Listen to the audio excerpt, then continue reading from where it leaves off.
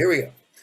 So the plan originally was to talk about backyard vineyards of muscadines, and we've got two general different areas for growing muscadines here. It didn't used to be that way until we had some cold hardy muscadines that will actually survive and do quite well here in the mountains. So I'll be talking about the mountain methods, doing things up here. Mac originally was going to take the East Coast and coastal plains methods. I'll have to sort of fill in and do my best for him since he's not be able on today because his voice in his throat and so forth. So generally speaking, we're going to go through this kind of an outline. We're going to talk about grape selection. We're going to talk about planting, trellising, training, pruning, harvesting, and a couple other topics in between. But that's generally the areas that we're going to go through. Debbie Wexler is going to be observing and watching the chat session for me, keeping track of questions so that we have the ability to go through and answer any questions you may have. I am not offended at all if somebody wants to speak up and ask a question during my presentation. I encourage it so you don't forget what the question is 20 minutes down the road. So feel free to jump in and raise your hand or ask a question, get my attention or something, and I'll see if I can do my best to get your questions answered. So talk about vineyard location basics. You're sort of stuck in a way if you're looking at backyard vineyards. We talk about commercial vineyards, it's probably much more important to pay attention to this kind of thing, but essentially if you have an option in your backyard, depending on the size of your backyard, south-facing slopes are best. That's where you get your best sun. It'd be nice to have a well-drained soil. East Coast has no problem with that. We have a big problem with that out here. We have hard pan red clay, lots of it. Like to have an area where there's basically no shade during the day. Although muscadines that we grow out here do pretty well in at least half shade. Most of the ones out growing in the wild here are actually growing along the tree line, so they do pretty well. And one of the things that we've discovered is that you don't want to have any walnut trees or cedar trees growing within 100 feet of your vines, because the walnut trees exude a substance through their roots that will actually kill your grapevines. And I've seen commercial vineyards out here in the mountains have almost a circular radius off of one corner where there's a big walnut tree about 100 feet away that kill their vines. Also, if you've got fences, you want to make sure that the fences is not shading your vines, especially when you first plant them. And then there's always a question of horizontal versus vertical rows. And when I say horizontal vertical rows, we're talking about vertical, which means up and down the mountain like this. This is a picture taken over in Italy. It's one I had in my photograph collection. And when I say planting on the contour, that means at the same elevation all around the mountain as you go, so you don't change elevation up or down on that row. We call that contour planting. So there's sort of a toss-up as to how you want to do this. If you have a place that is prone to a lot of erosion, you might want to think twice about doing a vertical planting of your vines. It'd be preferable to do the contour planting. It's found that it works better here in the mountain areas anyway. Out in the flatlands, you don't have much of a problem either way. So the first question you should ask yourself if you're going to grow these vines, as Debbie said earlier, a couple of vines are going to give you an awful lot of grapes, a lot. Typically, you'll get between 50 to 100 pounds of vines. So you just absolutely got to pay attention to what you're going to do with them so you don't grow too many, or in some cases, you're growing enough. If you want to grow table grapes, you want it for pies, you want to grow them for jam, juice, wine. So figure out what it is that you want to grow. And each one of these types of things have some preferences as to the kinds of things that you're going to end up with. You need to have the right grape for it.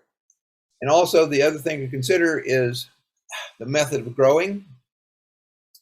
Out in our neck of the woods, we prefer to grow what we call natural, sustainable wine growing out here.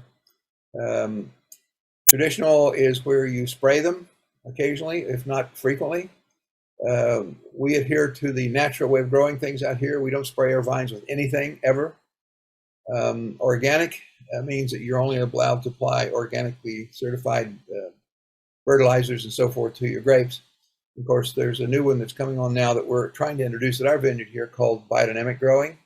And biodynamic growing is sort of like organics on steroids, except you don't bring anything on your property. You use everything on your farm to keep your grapes happy. So let's start with how many vines I want to grow. So just take a quick peek at this slide, and what you'll see is on the left, traditional production per vine. We call these the vinifera. You typically get about 15 to 16 pounds of grapes a vine, and it takes roughly 16 pounds of those kind of grapes to make a gallon of wine. If you're going to be growing muscadines, which is what we're proposing in this presentation, it's going to take about 50 to 60 pounds of vine in terms of your yield, and it takes between 18 to 20 gallons of 20 pounds of grapes in order to make a gallon of wine. The next thing you want to look at is your vineyard layout, number and direction rows, post locations, and the clearance between the rows for working. Again, on backyards, this is typically not a big issue, but we'll just cover some of these things quickly to make sure you don't do something a little bit odd. If you want to take a look at the vineyard production decisions you have to think about, if you're doing more than 1 or 2 vines, you might want to take a look at getting your soil prepared. We highly recommend using a soil analysis. A soil analysis is important because it turns out that the vinifera can't survive if the pH is below about 6 to 6.5 consistently for years and years. It turns out that muscadines are somewhat more tolerant to that acid soil type thing, and we actually are growing them out here and have for years in soil that's about 5.5 pH. So we strongly suggest getting a soil analysis. Your local extension office will do that for you. I think up until this point in time, they still do that for free. You can get a little box to do the soil submission at your local extension office. Then you need to plow it up and till it and add your soil amendments based upon your soil analysis.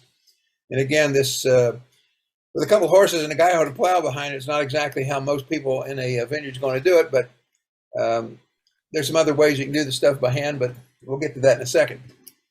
I always get asked by some people, I don't want to take the time to go out and do this. How do I know if I got perfect soil for this or not? And here's the kind of thing you would look for in an ideal vineyard soil.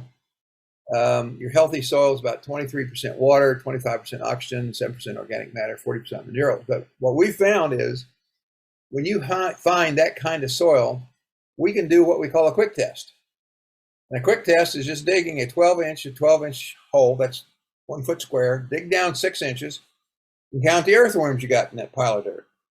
You got 15 or more earthworms in there, you've got the best soil there is for growing vines. So that's just a quick and dirty test that we've learned over the years to use, but backyard vineyardists can use that and it'll work out well. So there's 5 steps in preparing your soil to plant some vines. You need to evaluate your soil through test pits, soil samples, laboratory analysis. You can dig several holes in your vineyard site or use a soil boil sampler that you can borrow from your extension office. And like I said, you can send those soil samples to North Carolina State University Co-op Extension, and they all do the testing for you, and analysis, and send you back the results. You also need to find out if you have nematode or phylloxera in your soil. Of course, the phylloxera thing is only important if you're growing vinifera. They don't tend to have any impact at all on native grapes, including the muscadines. But this would be the first step in getting this. Now, part of what we do out here in our soil analysis, if you will, is we want to make sure we have good drainage. And it's sort of a simple, easy test. I'll get to that in a second, but let's talk about the next one is amending. So you amend your soil. The soil analysis will tell you what you need to do. If you need to add some lime in there, some nitrogen, compost, or additives to make it pH balanced, and add some necessary nutrients that may be deficient according to your soil analysis. So you need to teach yourself which nutrients your vines need, and make sure your soil sample tests reveal that those are the things that you have in your soil. The next thing you want to do is to start drilling your holes, getting prepared. If you've got more than 2 vines, you probably should have a nice little simple trellis. We'll talk about trellising in a moment. But digging your holes, out here, when we do commercially, we use a bobcat on tracks with an auger. But most folks around here who are doing backyards, they'll use this little 2-man machine that you see here on the left. It's pretty strong, and it's got to have 2 people who's really strong to hold that thing and keep it from spinning you around. But it does pretty fast work. I've dug a lot of my holes with the one on the right here, just regular post hole diggers. But that's two options you have for a backyard. Some places you can't even get a bobcat on tracks in the backyard. So you'll have to choose one of these. So when you start talking about the soil in the mountains, you've got this kind of a soil horizon, we call it, or soil profile. And what you'll see is, oops, screw that one up one time. Go back here.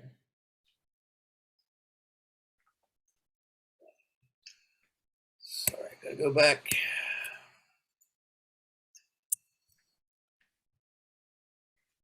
It happens. So when you look at the soil profile here in the mountains, you're going to find that there's a top layer that's mostly humus. It varies here in the mountain areas. It can be anywhere from what we have here, about 1 inch to 2 inches thick. The red clay out here can go from anywhere from about a foot, which is the least I've got in my vineyard spot and around our yard area here, down to 2 or 3 feet. But digging a hole in that is easy, but there's no drainage on it, and I'll show you that in a second. But underneath this red clay area, there's an area we call the soft, crumbly subsoil area, and this is perfect drainage. Of course, down below that is the actual granite or the bedrock, and you should see some cracks going down into the bedrock, and that's basically what it looks like if you start digging the holes. You'll dig through these various layers until you get down into the granite. And as long as you're planting your grapes in the top soil, in that red clay area, the way we show you here in the mountains, they'll do just fine. And the way we do that here is we have something called the clay pot method of planting. Now, if you were to drill a hole, which is defined by this top big square area here, you drill your hole, you put a bucket of water in it, you come back the next morning, and out here, that bucket of water will still be in that hole. It might have gone down maybe 1/4 of an inch or 1/2 inch, because that red clay is so tight, it's almost like concrete. So the way we solve the problem here is we take a piece of rebar, we punch a hole. You can see the little hole area in the bottom right here. We punch a hole through this into the soft, crumbly stuff. That then gives us the drainage we need so we don't kill our vines, bushes, or trees. We've killed dozens of them initially until we figure this out. You put a shovel full of gravel in on top of your hole, and that'll filter out all the good stuff and keep it on top and not let it go down into the soft, crumbly stuff, and you got perfect drainage. Then you can put a bucket of water in there, and it just goes slush, almost like a toilet. It's fantastic drainage. What you do is you plant your vine in there, and now you've got a perfectly good location for having the proper drainage.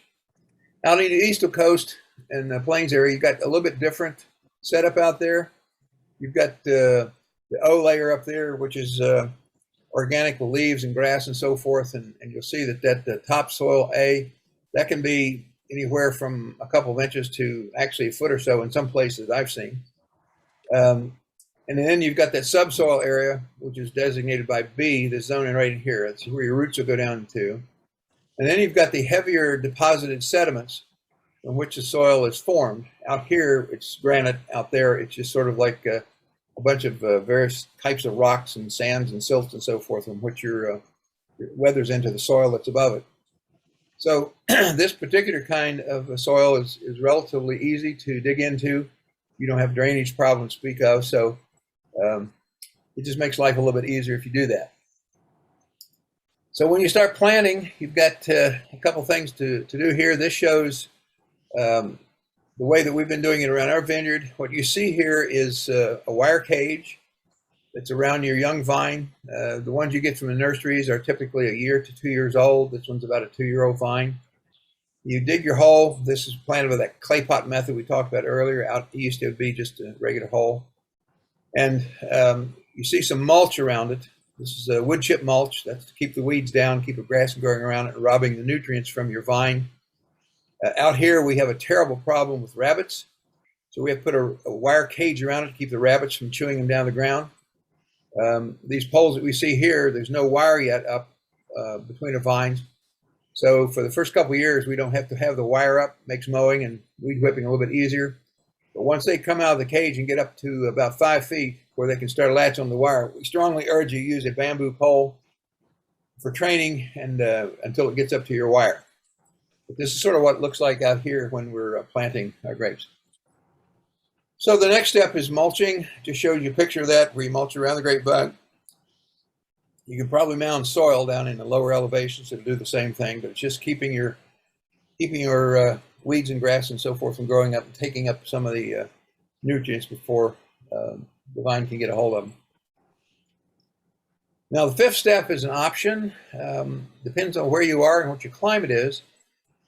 Irrigation is used by a lot of places out east, I know, because the soil is very, very fine, and any water that goes on top just immediately drains out of it, so it can dry out pretty quickly. Up here in the mountains, this red clay up here holds that water so well, and the muscadines tend to be pretty drought resistant even as it is. I've got some regular grapes growing nearby mine, and on a really warm, let's say take a 10-day streak of no rain, the regular grapes are looking pretty poorly. All their tendrils are sagging and drooping, and the ones in muscadines are nice and green and standing out straight and happy. But it's a personal choice. If you got a backyard vineyard, you got less than 100 vines, most backyards will. You can hand water them, use a hose, and give them enough water every week to grow. When you first put them in, you really should water those things out east about every 2-3 days at least.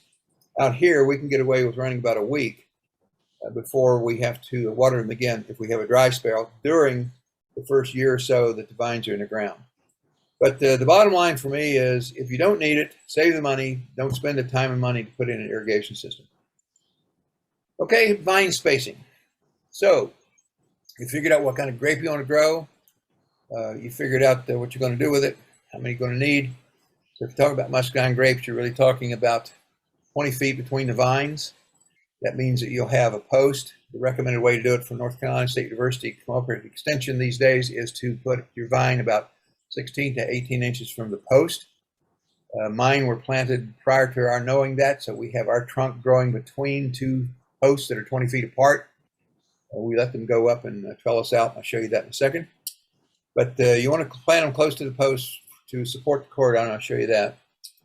And then, of course, the other thing on the training and trellising is if you know you have a low vigor site and you want to use vertical shoot positioning systems that are available for high density grapevine plantings, this would be more like the vinifera, the other 15,000 varieties of grapes other than the 300 muscadine variety grapes. Then you should probably look at a slightly different kind of spacing. Out here, our steep slopes, you can accommodate closer row spacing, especially if you're planting on the contour, so you're not shading with the row behind it from the sun. And out here, we typically use 8 to 10 foot spacing between the rows, and Mac tells me that's the same thing we do out east. So that sort of gives you an idea if you've got more than a couple vines that you have to put in to pay attention to the spacing. Here's some practical questions you need to ask before you decide on a vine row spacing layout. You want to have native cold hardy muscadines, medium vigor, that's the way they grow. If you have other ones, I know some other ones have a little bit different vigor than others. You need to consult with your specialist on that to see what kind you have so that you know what you're doing with the trellising. And like I said, out here and out east, most of the spacing is 20 feet between vines, and we plant them about 18 inches from the post. Our recommended trellis height here is 5 feet. I've tried several variations of multi-wire trellising side by side, and one wire at 5 feet, another about 3.5 feet off the ground. And let me tell you, that 3.5 feet off the ground thing, it really sucks when it comes to doing pruning and harvesting. So we've pretty much universally gone to 5 feet wire single system up here because you can work at it from both sides. You get access to all the canes for pruning and spraying, and you have access to everything easier during harvest time where you can reach from both sides. The double wire system works and you get more production out of it, but it's also a lot more work. Okay, so on a standard type of muscadine spacing, you just sort of have to imagine how many vines you want, therefore how many posts you want to put in your backyard. This is typical the way we have it here in our vineyard. We don't run anything longer than 200 feet because there are just no straight places on the mountains to put more than about 200 feet in a row. I've got 2 blocks out here, each one of them about 30 degrees off of the other because we just can't run 400 feet straight here. You can't. So we've also found out that you really don't need to have the anchor post. That's the one on the right that you see there. There's an angle into the ground. If you have a row shorter than 100 feet, which would be most backyard vineyards, you really don't need to have that. The end post, if you put all your posts in the ground about 3 feet down, use 9 to 10 gauge wire, you're going to be just fine for your single wire trellising. But this is typical of what you would see for a layout for a vine. And of course, the other thing that this doesn't show you is you should have a bamboo cane here going up to the wire. You get one of the canes training down this way, and you get the other cane up over the pole and training down the other wire. So this gives you the ability to get an extra vine in a row, because you have one of these down at the very end on the other side. So it's just a little bit of adjustment for backyard vineyards, but this is the standard way that we do it here in a small commercial vineyard. Here are some alternatives for backyards. I've seen all of these. They work fine. Here's sort of a pergola type arrangement over here, where you've got just several posts and a couple of cross posts over top of it. It makes a nice shady spot for you to sit, and makes it a little bit easier to harvest your grapes. I've seen some people use this method here on the upper right. This is just some metal grating that's been mounted close to the fence. You don't want it right up against it, but offset with some blocks about 6 to 8 inches away. Give the vines a little bit of time to grow, but this is easy to harvest and easy to prune and play with too. A lot of people just use their back fence. Lots of them here in the mountains. People grow them along the back fence. Some people have a little bit more elaborate, I call this a T-trellis here. He's running 4 wires, one from this point, one from this point, one from this point, and one from this point. So he has actually 4 wires that are about 5 feet high off the ground. And it makes it a little more challenging for pruning. But, you know, if you have just a couple of vines in your backyard, it's going to be a labor of love to play with them anyway. But I certainly wouldn't want to have 2 acres of that kind of trellising to have to deal with commercially. So, but that's some options for you. These things will grow just about on anything. They'll even grow on some things you don't want them to grow on. So they're easy to play with. One of the things that we should pay attention to is in the early vine training. Some of the things that we've learned out here, and I'm sure out east too, is we use bamboo sticks to train these things up. We want to get this up to the top wires. You can see the one on the right here is already started one of the canes out. This will become the cordon, which is the permanent cane that you never cut. And over here you see also a bamboo stick right here. These 2 photographs show that there's sort of dirt underneath the vines. That means that somebody sprayed this with Roundup to kill all of the weeds and so forth. We adhere to a slightly different way of doing things out here. We allow the wild grasses and wild flowers to grow between the vines. We find that the good guys, the natural predators, are the bad guys who chew on your leaves. They do a much better job if they can come 3 or 4 feet off the ground to take care of them and go back down in there. They cannot live in short mowed grass. So that's why we allow the flowers and the wild grasses to grow. So that, and since we started doing that, our vines have never looked so nice with least amount of insect damage. But one of the important things about the grapevines that we have here, and I'm sure out east too, is you really need to pinch off all the grapevine clusters for the first 3 years. You do not, and they will try, even this little guy over here on the lower left, this guy over here will try to put out grapes. Honest to goodness, they're a foot tall and they're trying to put out grapes. But what happens is, as soon as they put those blooms out and those blooms open, they'll put all the energy into the growing of the fruit for propagation rather than into the roots and into new growth, new shoot growth, which is what you need to get it up to the wire the way you want it. So the best way to take care of this, of course, is to just pinch them off. And you've got to pinch them off before the blooms open, because if you don't, the vine won't know any different, and it'll continue to put out energy that way and not give it energy to the roots and to the canes. Okay, talk a little bit about terminology. A lot of backyard vineyardists who come here to some of my classes get a little bit confused sometimes about the terminology we use in the business, and I'm sure it can be confusing. There's a whole bunch of specialized terminology that's used here.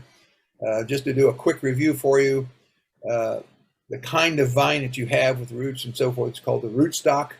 That's what the top is grown on.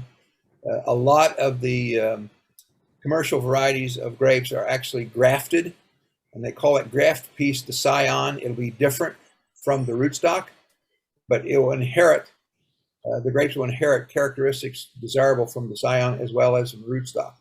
We call this main thing here the trunk. Where it splits right here, sometimes we call this the head or the crown, or some people will actually call it the crotch of the vine.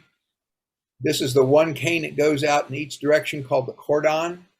So when it's very young, you let one cane go out and you don't cut that one off. You let all the little side canes grow out of the sides here, and then you prune them back. These are called the arms, and the little pieces that are sticking out there are called the spurs. So in spur pruning, which is what we use for muscadines, you have to do this. And I can tell you from personal experience, if you don't prune these things the right way, you won't get any grapes. And the pruning these are quite different from regular grapes. So if you're used to growing regular grapes and you're starting to grow muscadines, you better pay attention to the pruning, because the big difference is this year's grapes come off of this year's growth. And on all the other varieties of grapes in the world, this year's grapes come off of last year's growth. So if you cut off last year's growth when you're pruning, you won't get any grapes. So that's what you have to pay attention to. One last thing in terms of the terminology for the muscadines is to take a look at what I call living with the grape. This is the life of a typical grape. And right now we're in the autumn range out here. We see new roots forming now. We see the trunk thickening. We see the cane maturation. There's a lot of lignin forming in the canes. That's the brown coloring agent that's in the bark that where the cane turns from green to brown. And about the end of this season, we'll see the leaf start to fall. It'll start going into dormancy and so forth. And on to the reproductive part of it. Down here on the bottom, you'll see the flower development. Then you'll see the fruit set and the berry growth. And then there's something called irrigation. I'll show you that in a second. Then ripening, and of course, then harvesting out here is typically in September. So you sort of keep this in mind when you're working with your backyard muscadines, that they have sort of a cycle of living through, and everybody gets very excited and nervous and anxious about it when they first put them in the ground. But after you've grown them for a while, it becomes second nature. It's almost like watching your kids grow in a way. You see them do this and see them do that, and you just know that that's the standard way of the things growing. Another little slide here for some terminology things that tends to help people a lot is in the area of growing grapes, there's certain stages, and you'll see this in the literature, and you'll hear us talking about it. You'll see in the dormant stage here on the left, this little bud will be closed, it'll be tight. There's no visible indication of any growth at all. So you have the cane here, and at the node, there'll be this little tiny bud. And most of the ones out here are sort of a dark reddish brown on muscadines, and they're a little bit almost looking fuzzy. And then in the spring, they start getting a little bit of sap running through the canes, and you start to see those buds swell up a little bit. And they'll actually just stay pretty much the same color, but they'll start to swell. And you can tell it's swollen, and it'll be brown, and at least by then they will be fuzzy for sure. But there'll be no green or pink tissue that you'll be able to see it on that bud.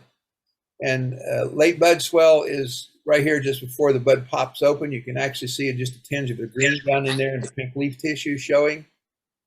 Bud burst is when it actually starts to pop open. They've separated the leaf tips that usually exposes the growing point. And then there's a 1 to 3 inch shoot period where you can see that this distance from the tip down to the base of it is between 1 and 3 inches. And from 4 to 8 inch shoots, you'll see this. And then the final stage there is when you have the 10 to 16 inch shoots, The flower clusters are clearly visible, and you'll be able to watch those things then turn into fluorescent and actually start open up the little buds. And that's the point where you need to be pinching them off before they're 3 years old. So these are some of the words and terminology that you hear us use, and just wanted to make sure you run through that. If you're going to be growing your grapes with the idea of having some fresh market grapes for sale, we strongly suggest that you use this list to consider. These happen to be the most common ones, the best ones for the dark colored fresh market muscadines. There's also a couple seedless varieties on the market now. There's one called Razzmatazz.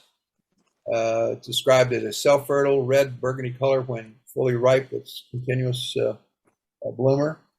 And another one called Oh My. It's a self-fertile bronze, medium-sized berry that bears mid-season. So if you're going to be looking at fresh market, these are the ones that you should probably be most seriously considering. This gives you the early season, late season, when they're coming in ripe or not, and whether or not they're self-fertile or not. I'll talk about that in a second. So if you're talking about bronze fresh markets, these are the white grapes, so to speak. These are the ones you should probably take a look at.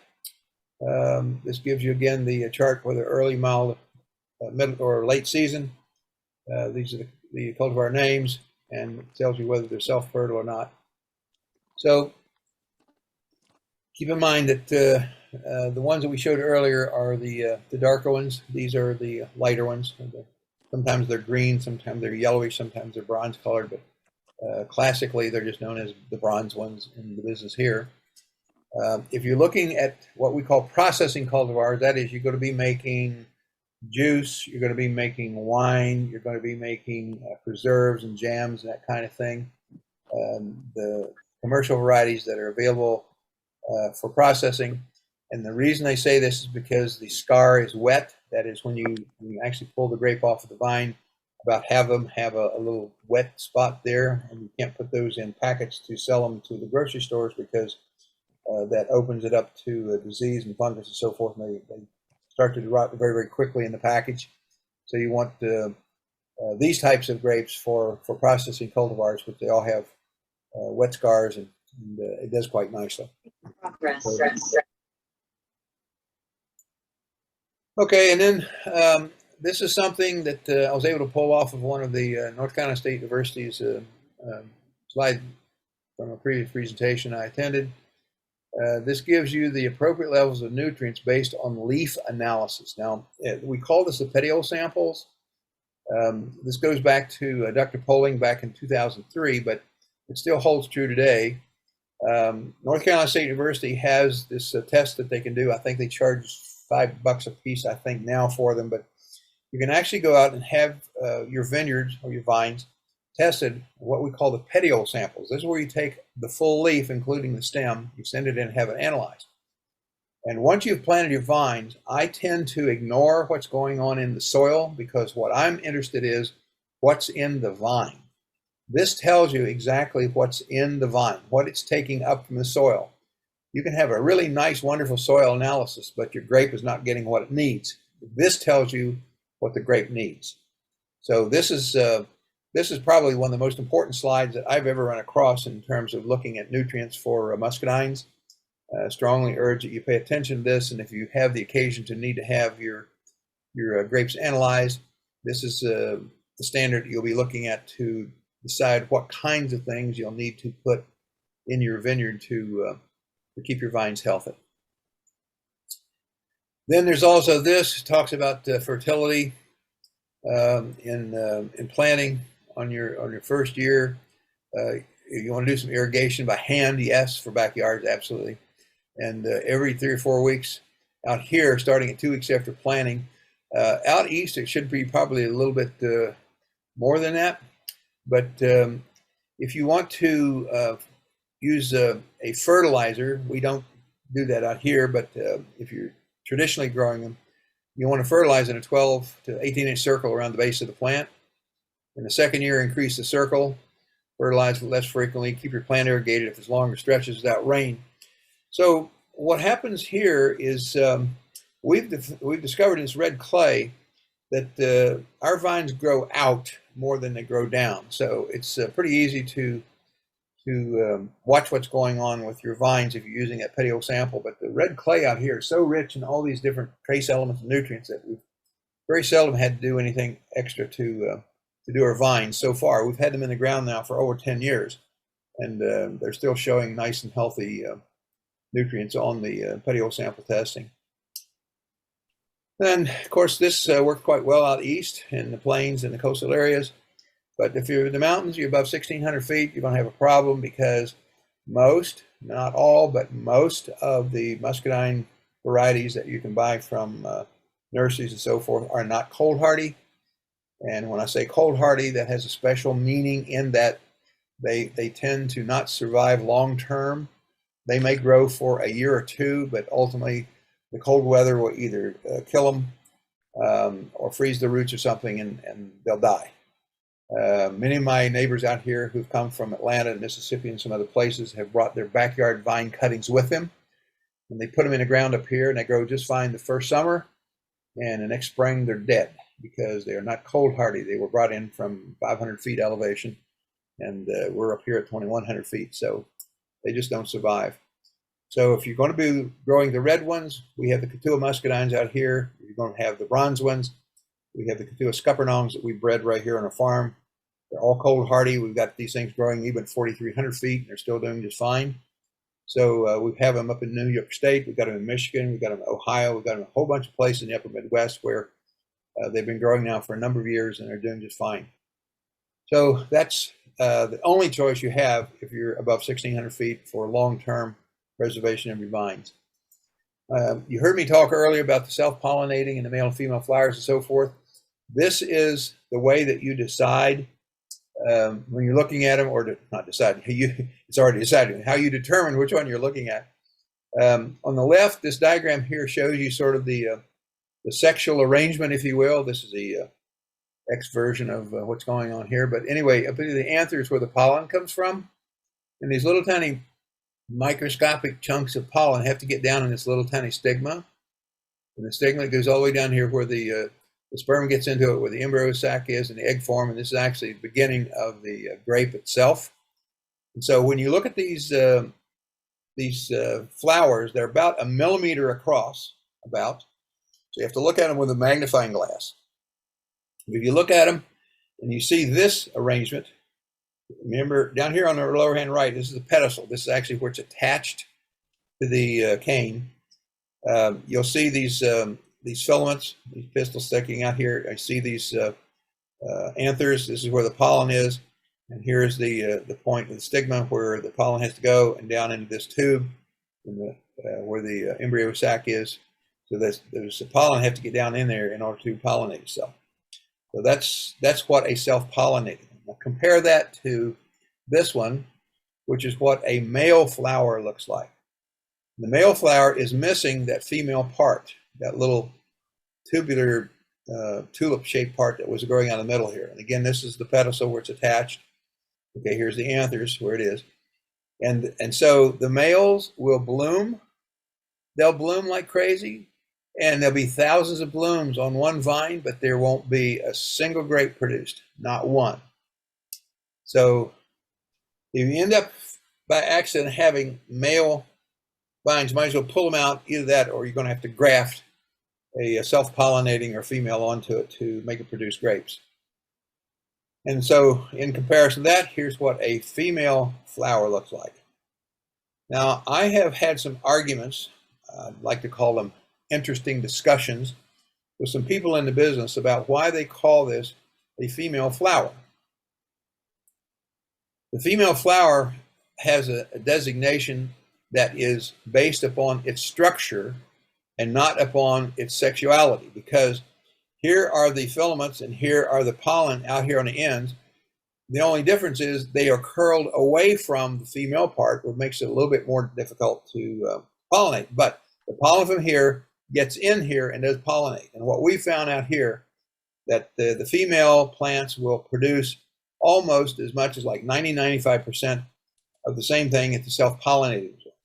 So to call this a female flower with the implication that it's missing the male parts is wrong, in my opinion, but we can have that discussion aside.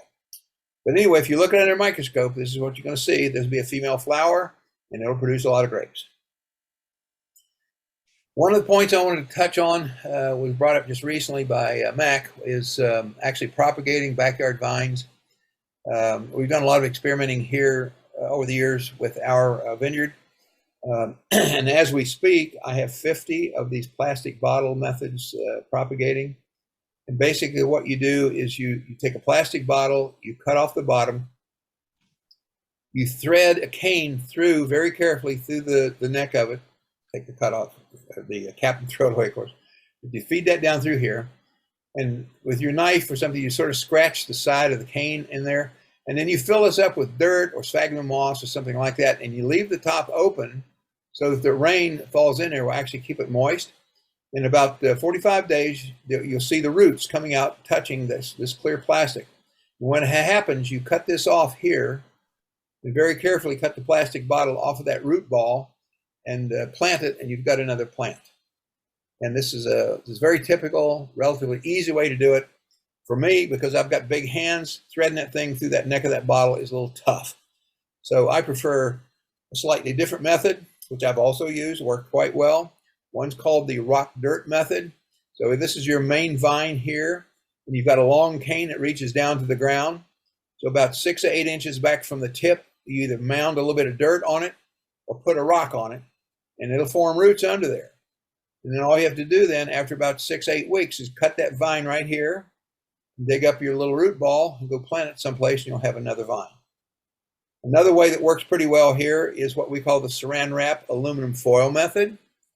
And you basically take a cane, and you take all the bark off of the cane, leave the green xylem part, the middle part here, and you pack all around this a bunch of sphagnum moss, or you can put, actually I've seen and have done actually a ball of really rich compost dirt and soil, and then wrap that whole thing with saran wrap, tie it at the top and tie it at the bottom.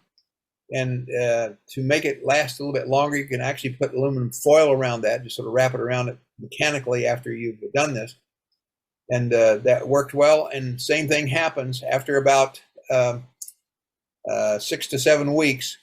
There'll be a whole bunch of roots that start growing out of this area on the inside. And so what you do is you cut it off just below that pocket area and plant the whole thing in the ground, and you'll have another vine.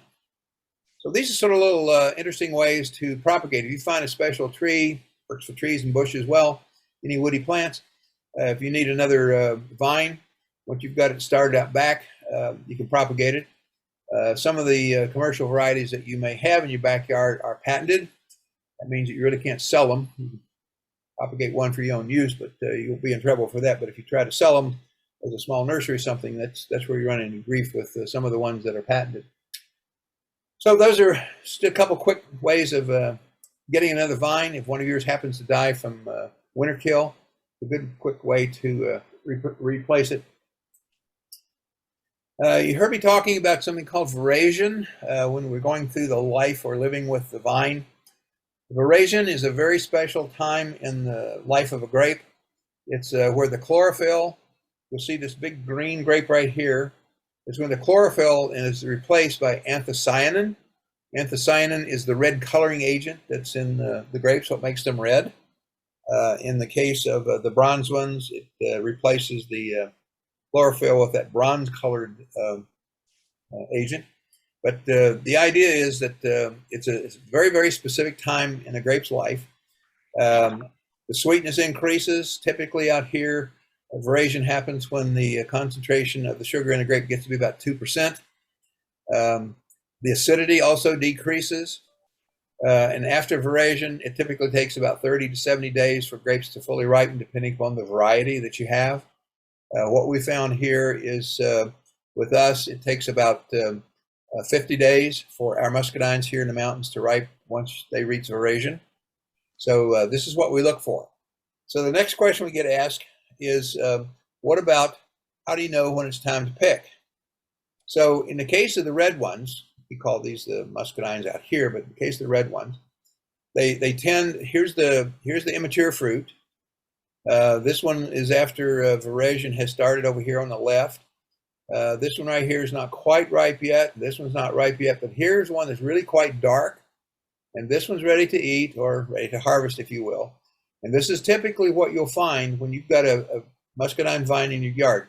It's not like bunch grapes where you just cut the whole bunch off and the whole thing is ripe. Muscadines have this unique characteristic. They grow in clusters and not in bunches. And therefore, you have to harvest the first week here. We harvest the first week of September. We harvest the second week of September, third week of September, fourth week of September, because whatever is ripe today, for example, you're picking this one today off of that cluster. Next week, when you come through, these two may be ripe and they're ready to pick. And the week after that, this one over here might be ready to trip. And on the fourth week, this one will be ready to pick. And that's the way you have to do it. You just can't pick them all at once, because they won't be ripe, and you really won't get a good result from your wine and preserves. So that's the way it works on these. Now, same type of thing on the bronze ones, a little bit more difficult. It takes a little bit of experience to get at this. But you can see here in the lower left, this is the one that's not ripe. It's clearly green. You see some that's sort of in between here and there. And here's a nice one that's ready to pick. This one's got that nice bronze color all over it. Okay. The one just the upper right here is not. You see the difference? So this is the way we tell for our scuppernongs, the white grapes out here, when it's ready to pick, is by looking at the color. Now, this is the actual, I call this the world of real color change that you see when you're getting ready to pick. I've noticed a few things over the years about other things. For example, some people use different ways of determining when to pick.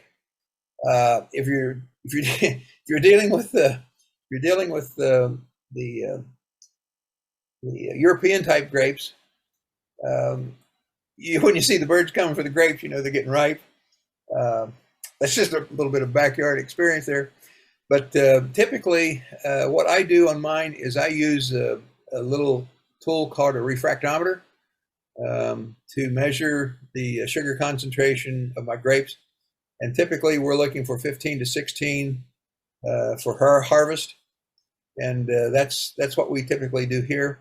But it's really a combination of taste, sight, feel, and seed color. Everybody looks at seed color business. Well, what do you mean? Well, it turns out that in muscadines, irrespective of what the outside color is, it's not ripe if that seed is green. And it's not ripe if it's partially green. It's only ripe when it's fully dark brown. This is actually a little misleading color here that looks more black than dark chocolate brown, which is what most of it is. I think it's just the way the picture came out. But this is a ripe seed. And all of the good winemakers around the world that I've visited, this is the way that they decide when they're going to pick their grapes. Is they pick off what one looks ripe, they put it in their mouth, and they taste it, and they spit the seed in their hand, and they look at the color. And they're the best ones in the world that I've been around that make the best wines. This is the way they decide how to decide when it's time to harvest. And of course, then they can make some adjustments on pH and the sugars and other things once they get them in the winemaking vat. So on harvesting, once you said, okay, it's time to harvest, it's time to harvest. For backyard vineyards, this is sort of a quick and dirty way of doing things. This is me in my real mountain hat there, but this little thing around my neck here, this is actually one of those wash buckets. If you go to Lowe's or Home Depot, you'll find these two compartment buckets. One side's for the soapy water and one side's for the rinse if you're doing mopping, for example. What I've done is put this on a saw and cut it in half, drilled a couple holes on each side, and put just a big black strap around it. You can use I've tried rope. It's a little too sharp on the neck, but some kind of a flat band like this, just tie a knot on it. You can adjust it whatever you want. And I stand right underneath the vine and just have my thumbs tickle off the grapes that look ripe. And if they're ripe, they'll instantly just fall right into the bucket. And then I just back up and move over a little bit and do the next one. So it's a very, very easy way to do it. It's a simple way. This type of harvesting makes it very nice. And what I do is with the wheelbarrow at the end of a row, sometimes I have a little garden tractor, but I have a fold up or collapsible lug. I put these in my storage bin in the fall when I'm done with them. But you can put about 50, 60 pounds of grapes in one of these, and you're ready to go. So this is the way that we harvest. You have to be doing harvesting by hand for backyards. A lot of commercial vineyards have machines that do all this, but not applicable for your backyard growers. And so then the next step is making wine at home, and I think Debbie will have something to say about that, but here's the one that we have scheduled at the moment, again sponsored by North Carolina's Muscadine Grape Association. This is a picture in our sink. We're getting ready to make some wine last year, and it worked out pretty well. So that's the end of my presentation, and I'm going to stop sharing at this point. And everybody should be back to normal. All right. Here we go. Okay, I'm coming back on here. Okay. Thank you very much, Chuck. That was great. We have a number of questions that showed up already in the chat, and then there were a few that people sent in when they registered that I'll try to come back to. Mostly ones, particularly the ones from people who are on the session today. But I'll remind you, if you want to put questions in the chat, go right ahead, or unmute yourself, wave your hand around, and just blurt out your question, because it can be a lot easier to just say it rather than to figure out how to type something. So let me just take a quick look through the questions that have come in for the registrations to see if there's anything to say particularly. So Okay. we have one person who says that their vine's is about 1 year old, and they're kind of wondering the next steps. And I know you talked about the sort of general progress, but so you got a 1 year old vine. What do you do with it?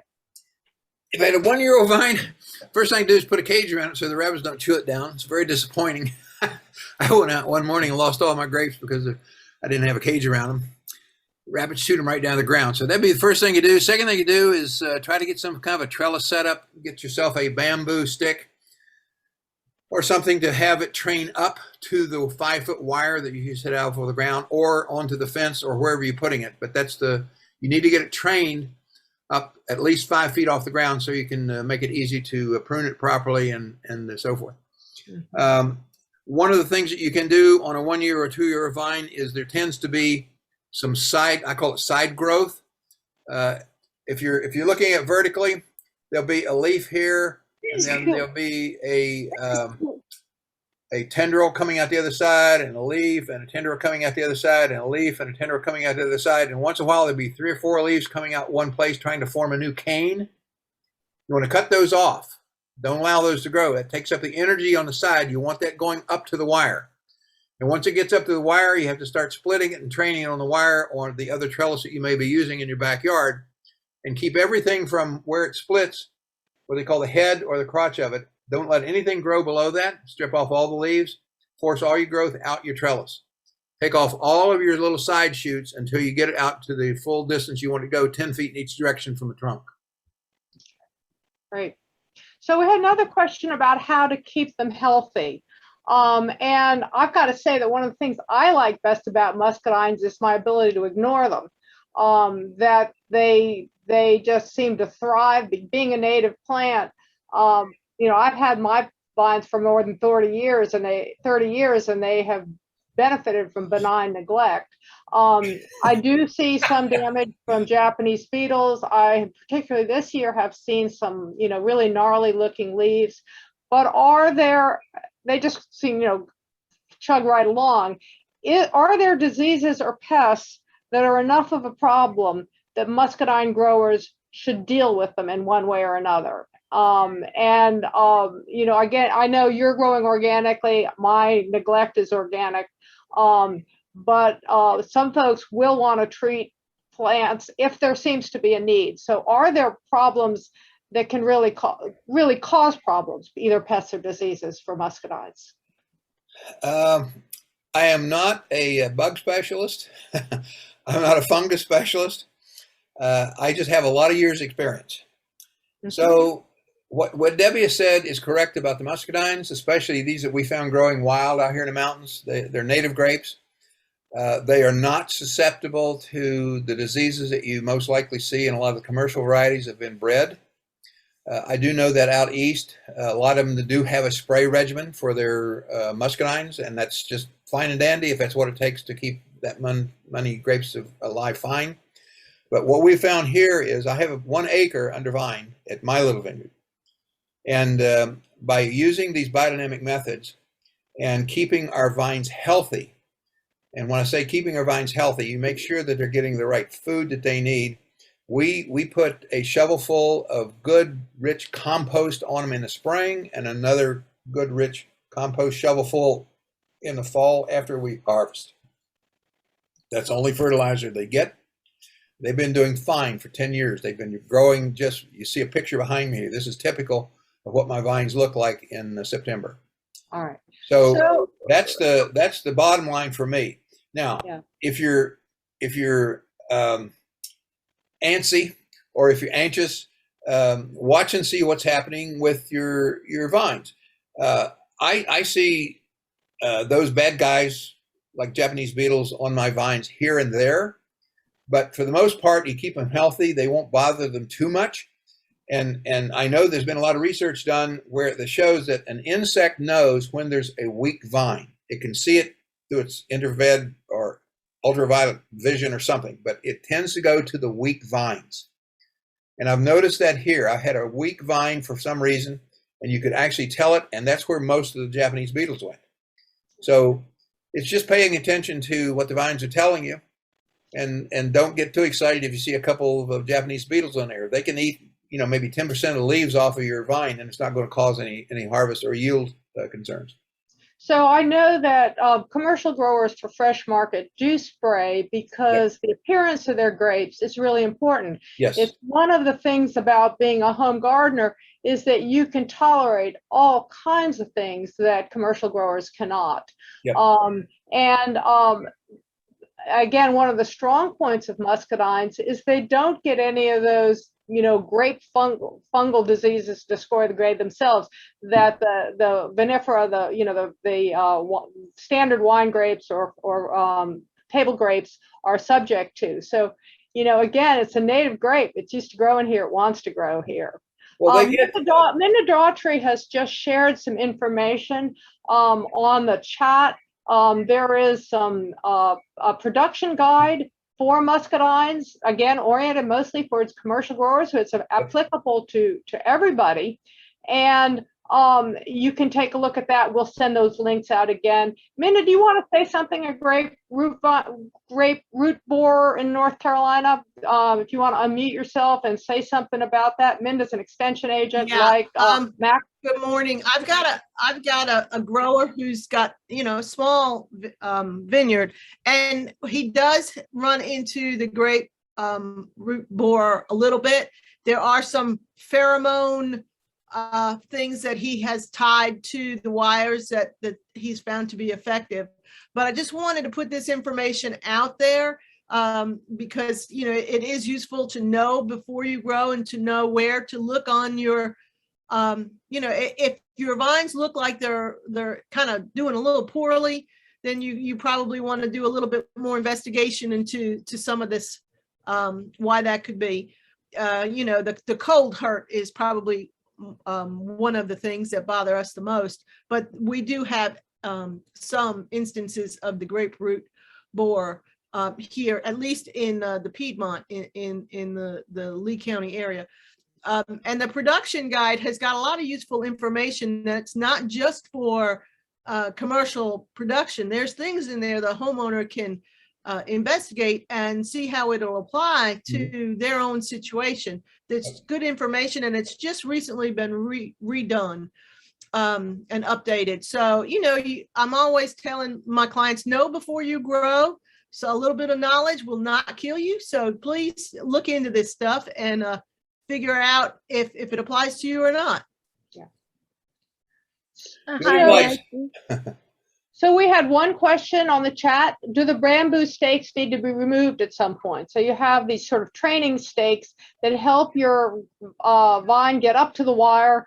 Do you remove them at some point? I just let mine rot and fall off, quite frankly. We More have benign neglect. So yeah. well, we have termites out here, and after a year or two, they will start to slowly deteriorate from the bottom up on their own. So I just leave them there. Sometimes they just fall out of place. I actually tie them to the wire with either wire or one of those rubber bands for tying up vines. And it just stays there as long as it stays. I've got some vines that are 10 years old, still has the bamboo stick in there somewhere. And I've got some that's 4 years old and the bamboo stick's gone. But once they get up to the wire and they can hold on to themselves with their tendrils on the wire, you don't need the bamboo stick anymore. Yeah. I do suggest strongly that you do not use metal posts, T-posts, or anything like that for training. That will assist in winter kill. Lost a bunch of them to that, so do not do that, especially here in the mountains. Out east, you might be able to get away with it, but not here. Oh, no, may I speak? Sure. Yeah. Go ahead. Okay.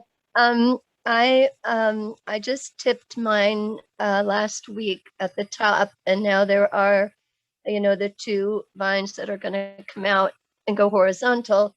However, it is a metal fence. So you just said they shouldn't be attached to metal. That's my observation here in the mountains. If you've got a wooden fence or you got wooden sticks, wooden poles and so forth, you really don't have the problem you have if you have metal. The metal just holds the cold a little bit longer. And so when the grapevine is waking up in the morning, in the spring, and even in the fall, that cold that's in there tends to inhibit the growth of the vine. And in many cases, it will be so cold when it gets down to freezing, it'll actually winter kill the vine. That's just my observation here in the mountains. I don't know what. So Barbie, I see you're in Florida. This is not your problem. Yes, I'm in South Florida. Yeah, you don't have that problem in Florida. He's Nope. up in the high mountains. He's got cold weather. Yep. He is worried about winter kill. Florida is not going to have this problem. Nope. Eastern North Carolina is not going to have that problem.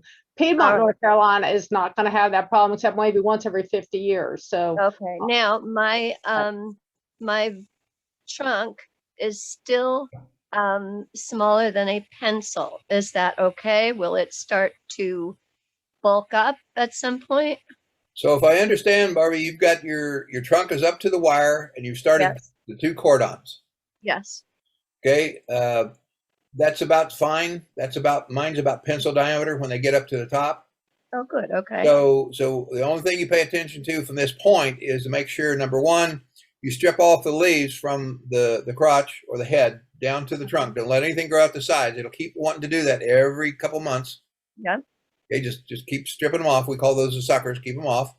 Okay. And then as your vine or your cordon goes out in length, make sure you cut off all those little side growths. Just allow the single leaf, but not those groups of leaves that comes out that's trying to form another cane. Get those off of there and force that growth down the wire. Perfect. Thank you so much. You're welcome.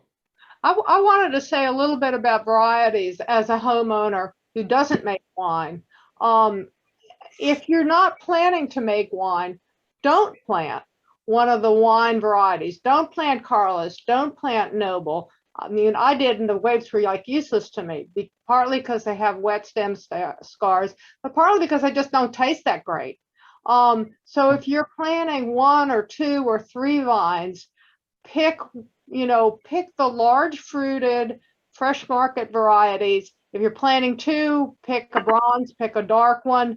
And if you get a chance to sample grapes at some place to find the ones you like best, that's even better before you plant, because some of them have really edible skins and the skins are really tasty. Some of them have skins that you definitely have to, spit out and don't intend to eat. And, some of the newer fresh market varieties are really quite amazingly tasty. So, a little sampling, trying them at wherever you can find them, say, oh, what is this variety? It's really worth doing. there's a good bit of difference between them, but they're large fruited, they have edible skins, they're very sweet, they have dry stem scar, and for fresh eating, just absolutely stick away from the wine type grapes. You're going to get plenty, and if it turns out you want to make jam or you want to make wine, you can use them for that too. And see, we had another question or two, and again, feel free to speak up. There were a number of questions about the propagation, how to store, when to propagate, when to plant. If you all want to look back into the chat, there's been a good bit of discussion about that. So if you haven't been following the chat, that may be the best way to get those questions and the answers to them that have been shared for folks that want to propagate the grapes. I have one more question. Yeah, sure. Go ahead. When should I remove my my trunk guard, that blue plastic guard that's around the bottom so the animals can't chew it? Now, Or should I just leave it there the whole time? get rid of it now. Oh, okay. Okay. What? And having said that, if I understand, you're in Florida. Yes, You don't have a rabbit problem there, right? I do. Yes, I have a garden and the rabbits come all the time. Okay. Well, I could put a little chicken fence around it. How about that? that's what I suggest. We have. Okay. I don't know what it is in Florida. I can't speak to that particular experience, but here in the mountains, it's sort of like a toss-up. We have half of the people here who love those things. We call them grow tubes, Yes. and half the people hate them. Okay. And Okay. I'm on the. I'm not on the hate side, but I'm on the not quite so excited about it side. Got it. Got it. I find here in the mountains, it causes the trunks to heat up too fast, and it can cause some problems. So we don't use them. I've experimented with them, and that's what we decided. So we don't use them. But Yeah, and, they do protect you humidity from the and rabbits. bugs And if and you've got rabbits in your garden, then you're going to have a problem, because until the trunk of that vine gets to be about as big as your little finger, Right. the rabbits will choose that as a nice little tasty thing to chew on. Okay. And the little tiny piece of wire cage around it about 10 inches high will discourage that. I'll do that. But I'd prefer that to a grow tube. Thank you.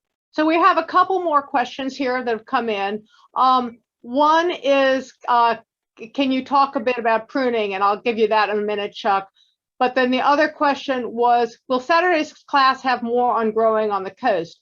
Well, our coastal specialist is Mac Johnson, and he's sick today, so he's putting all his responses have been by chat. So he'll be there. He's on the coastal plain. It's easier to grow muscadines there than in the mountains, and so a lot of what Chuck was talking about, the mountains really are not important for many folks. But she also asked about pruning. So I know that when I'm pruning mine, I'm sitting there and I'm staring at these plants. They've put out canes 4 or 6 feet long, and each year I cut back to 2 or 3 buds on those canes, and it gets longer and longer and longer.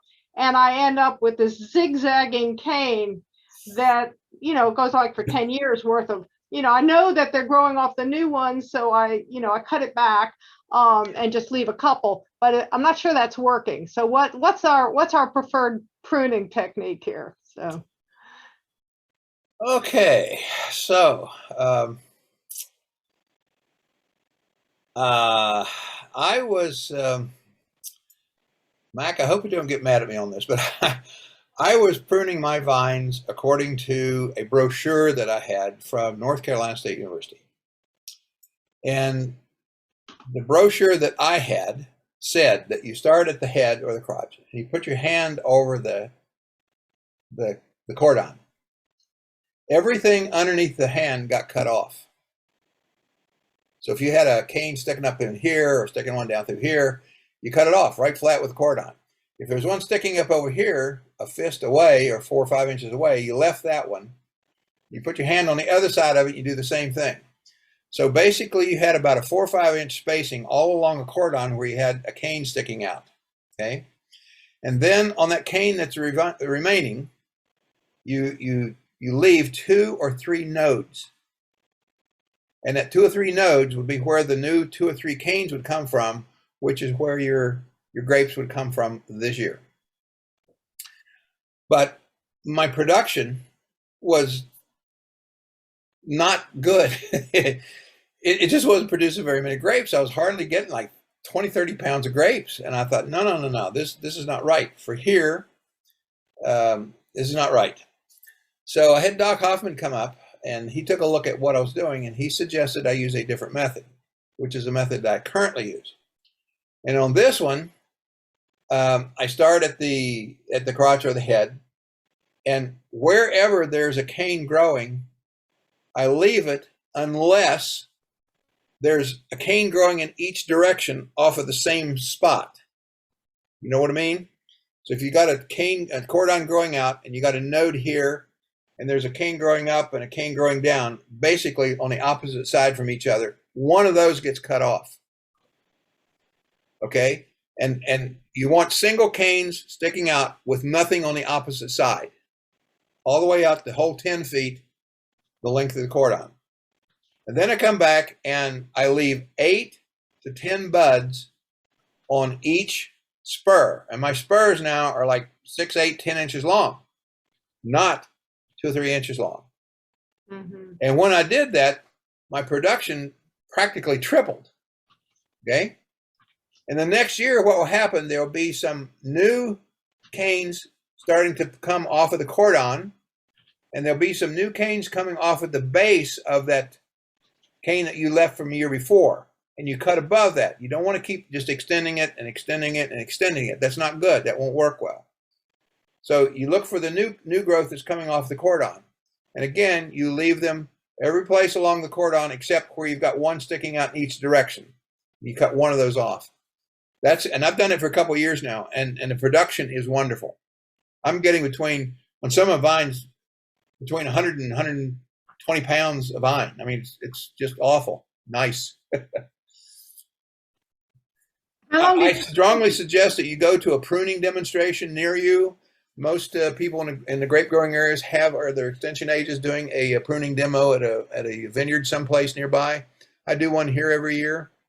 So you can read all you want and you can listen to it all you want, but until you get the pruners in your hand and stand there and face this rat's nest of of vines and canes, you can't possibly learn exactly what it looks like and feels like and what you have to do. I mean, I've tried. I've done a lot of Zoom training sessions, a lot of things, and pruning is just one of it doesn't work. Okay. So back in the chat, folks have said Robeson County has a pruning workshop every February. A lot of counties do have these. County near you, if you're in North Carolina. Mm-hmm. So check with your county extension on that. We have a question about recommendations for places to purchase vines. I know Ison is a big source for lots of different varieties. I'm not entirely sure whether we have a nursery list on our website. I know North Carolina Extension has one, but that is a nursery with a lot of different varieties, and is also quite good at telling people what might be suited to their area or to the uses that they want. So I have used Tai Nursery. I've used Ison. Mm-hmm. I don't have experience with the other ones because, quite frankly, my nursery is the mountains here. That's where I got all my original vines from, and do my own propagation here. But one of the things, and I don't know how to say this nicely other than you have to be very careful when somebody says that they're selling cold hardy muscadines, because we have found that they're not. And I've done this with Ison, I've done with this Tai, and they die. There are a couple of other recommendations that Mac has just posted. Bottoms Nursery, which is also in Georgia, Woodard Pecan Nursery, which is in Princeton, North Carolina. That's a new one to me. Ison's in Georgia. I will say for those new varieties, the razzmatazz and the oh my, you can get them from some of the catalog companies. They are exceedingly expensive plants, Yeah. $40, $50 plants. Each. Yeah, they're just not widely available, but they're really cool. I mean, the fruit are really quite wonderful for the razzmatazz. If you see some in the store, try them. The first seedless muscadine. So I have to say, we had some show up at one of our stores here. My wife brought them home. We tried them. I wasn't too impressed. Sorry. They didn't have that like real. They're They just just like little jewels, you know. Oh, I know, but they just didn't have that strong muscadine taste that I'm used to with my grapes. I mean, No, they most don't. muscadines, they don't. They don't. Looked like somebody was about to say something, so feel free to just unmute and blurt it out. I lost that one.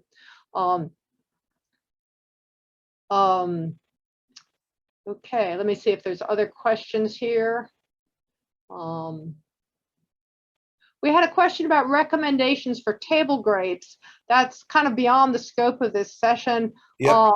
I know there's information that the Southern Region Small Fruit Consortium has on that, and there's other extension sources for information about table grapes.